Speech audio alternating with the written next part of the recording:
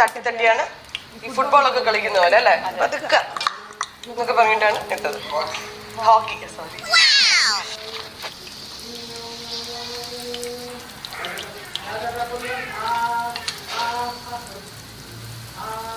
ഒരു dark brown colour ഒന്ന് കാണിച്ചേ, കണ്ടില്ലേ? ഒരു ഡാർക്ക് ബ്രൗൺ കളർ ആയിട്ടുണ്ട്. ഇനി നമുക്ക് കോരിയെടുക്കാം. അപ്പൊ നമ്മളിത് ഫസ്റ്റ് ബാച്ച് റെഡിയാണ്.